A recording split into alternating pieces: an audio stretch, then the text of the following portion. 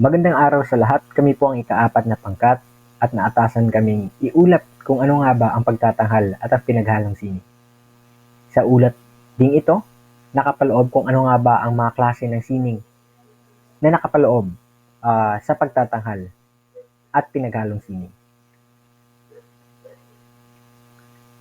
Ang pagtatanghal o ang pinaghalong sining ay isang paraan ng pagpapakita o pagpapahayag ng kahulugan, damdamin o karanasan sa pamamagitan ng iba't ibang anyo ng sining tulad ng teatro, musika, sayaw at iba pa.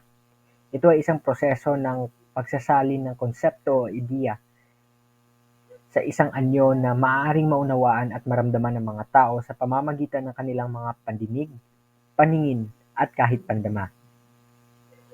Ito ay isang paraan ng pagpapahayag na naglalayong magbigay ng buhay at damdamin sa isang konsepto, kwento o karanasan sa pamamagitan ng pagsasama-sama ng iba't ibang elemento ng sining.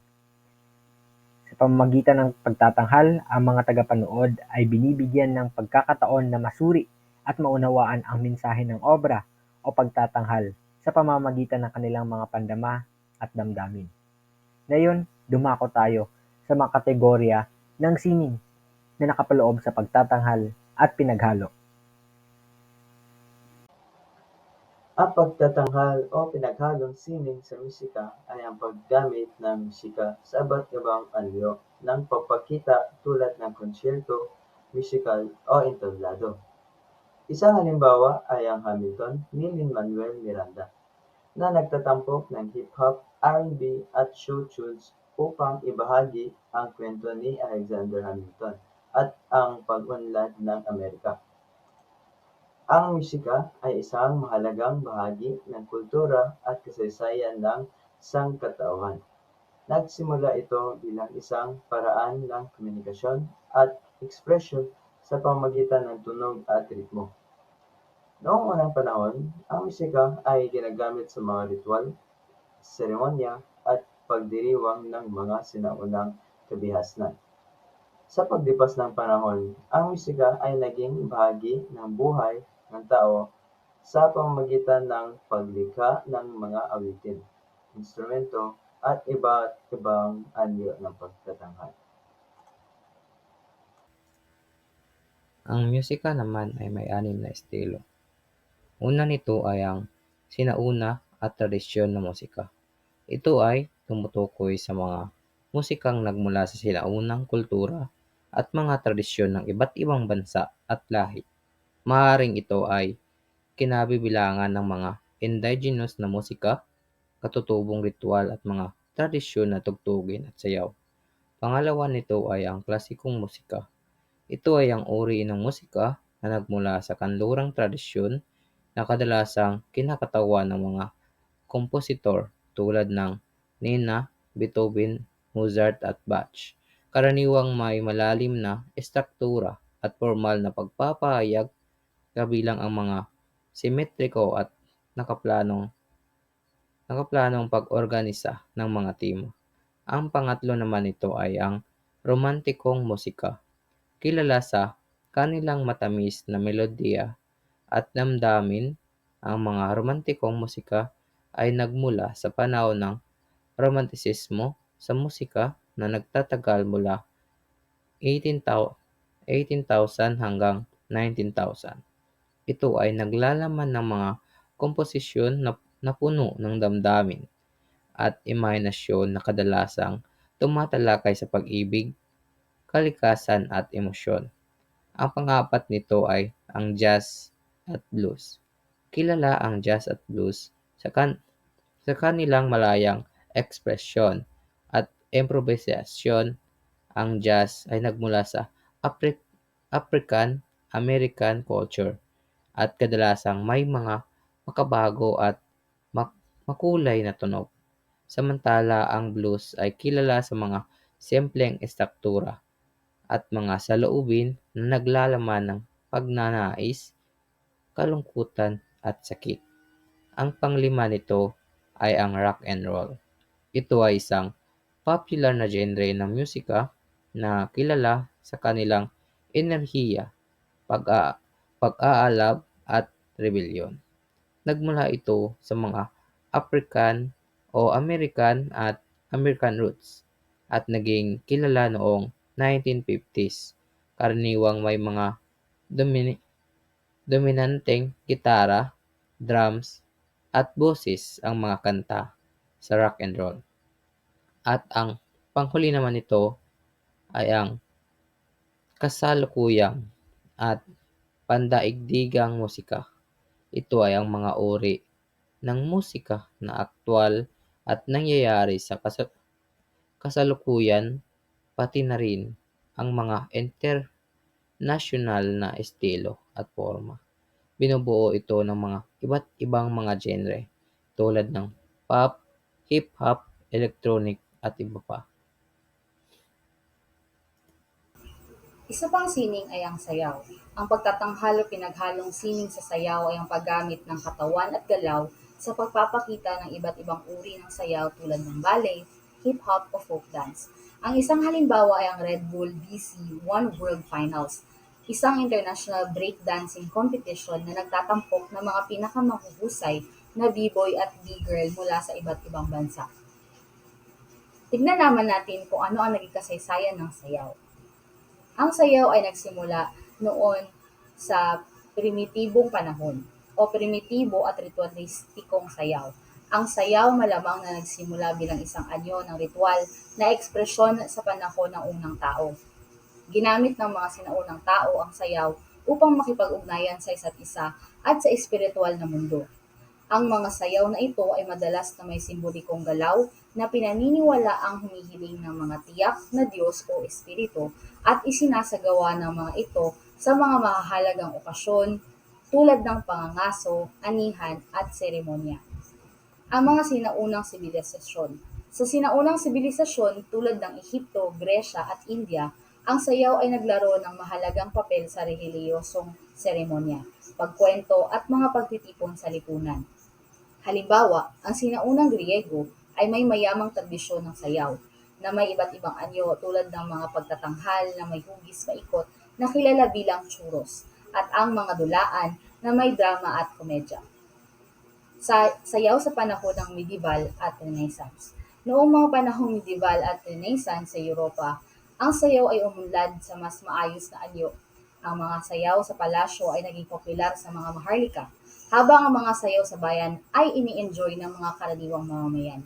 Ang mga guro ng sayaw ay nagbuo ng mga komplikadong koreografiya at mga patakaran para sa mga sayaw sa lipunan na kadalasang isinasagawa sa mga magarang royal o royal court at bola. Ang pang-apat naman ay ang ballet.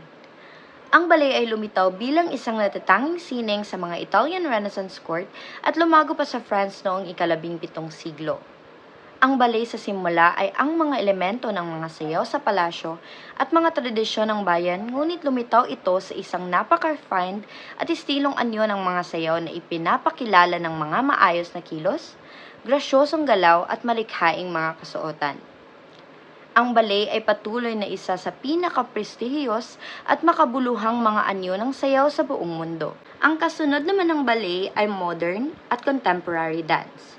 Noong huli ng ika-19 hanggang sa simula ng ika-20 siglo, ang pagtutol sa mga striktong kombinasyon ng ballet ay humantong sa paglitaw ng modernong sayaw. Ang mga payonero tulad ni na Martha Graham at Mercy Cunningham ay lumabas sa tradisyonal na mga teknik ng ballet at inikot ang bagong mga anyo ng kilos, ekspresyon at choreography. Ang sayaw na contemporary na sumasaklaw sa iba't ibang mga estilo at mga teknik ay patuloy na umuunlad at nag-i-innovate hanggang sa ngayon. Ang panghuli naman ay ang pandaigdigang diversidad. Ang mga tradisyong pangsayaw ay lubos na nag-iiba-iba sa iba't ibang kultura at rehiyon ng mundo. Mula sa flamenco ng Espanya hanggang sa Bharatanatyam ng India, mula sa tango ng Argentina hanggang sa hip-hop ng mga lugar sa lungsod sa Amerika. Ang mga sayaw na ito ay nagpapakita ng mga natatanging kasaysayan, halaga at pagkakakilanlan ng iba't ibang komunidad. ang globalisasyon at modernong komunikasyon ay humantong sa pagpapalitan at pag-eepekto ng mga estilo ng sayaw, lumikha ng mga bagong anyo at hybrid na ekspresyon. Sa buong kasaysayan, ang sayaw ay naging isang makapangyarihang paraan ng artistikong ekspresyon, pangangalaga sa kultura at sosyal na koneksyon. Patuloy ito na umaasenso at nag-a-adapt sa pagbabago ng panahon habang pinapanatili ang kanyang pangunahing papel sa ating lipunan. Ang teatro naman ay ang paggamit ng pagganap at diagulo sa entablado upang pakita ang isang kwento o karanasan. Isang halimbawa ay The Curious Incident of the Dog in the Nighttime, isang dula na nagbibigay buhay sa kwento ng isang batang may autism na naglalakbay upang hanapin ang katotohanan tungkol sa pagkamatay ng isang aso. Ang dula ay pinuri dahil sa makabagong pagtatanghal nito. Ginamit ang liwanag, tunog at projeksyon para ilulubog ang madla sa isipan ng bida. Sa pre-20th siglo, ang 1878 si Edward Muybridge ang lumikha ng unang motion picture gamit ang kanyang serye ng mga larawan na nagpakita ng isang kabayo sa galaw. Sa panahon ng 1900s naman, ang mga silent film ay naging popular na may unang nagtatangka tulad ni Georges Méliès sa paglikha ng makitang isip na naratibo at ni Edwin S. Porter sa pagsasanay ng mga pamaraang pagkwento sa mga pelikulang tulad ng The Great Train Robbery noong 1903. At sa 1915 at 1927 naman, si D.W. Griffith ang naglabas ng The Birth of a Nation, isang makabagong mahabang pelikula na walang salita na nagtatampok ng mga advanced na pamaraan sa paggawa ng pelikula at kwentong panlipunan. At ang The Jazz Singer ay naging unang pelikulang habang buhay na may mga synchronized na dialogo, nagtatakda ng transisyon mula sa mga silent patungo sa mga pelikulang may tunog.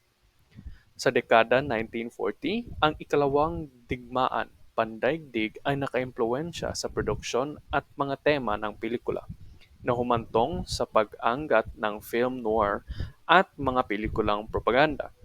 Sa 1939 naman, ang Gone with the Wind at Wizard of Oz ay inalabas na nagpakita ng pinakamataas na antas ng sistema ng studio ng Hollywood. At ang pagdating ng telebisyon noong 1950 ay nagtulak sa industriya ng pelikula na mag-eksperimento sa mga format ng widescreen, teknolohiyang 3D, at mga epic na produksyon tulad ng Ben-Hur 1959. Ang paglitaw ng mga blockbuster tulad ng Jaws 1975 at Star Wars 1977 ay nagbago sa pamaraang ng industriya ng pelikula sa market at distribution. At sa dekada 1990, 2000s at 2010 naman, ang pag-usbong ng mga independent cinema at mga impluwensya ng mga international na filmmakers ay humantog sa iba't ibang pagkukwento at bagong kilusan sa sine. Ang digital filmmaking ay naging pangkaraniwan, pinapayagan ang mga filmmakers na mag-eksperimento sa mga epekto at pamaraang pagkwento. Ang dominasyon sa mga franchise at mga shared cinematic universe kasama ng pag-usbong ng mga streaming platform ay nagbago sa larangan ng industriya ng pelikula. Para naman sa pelikula, ito ay ang paggamit ng kamera, aktor, musika at iba pang elemento ng produksyon upang lumikha ng isang kwentong video.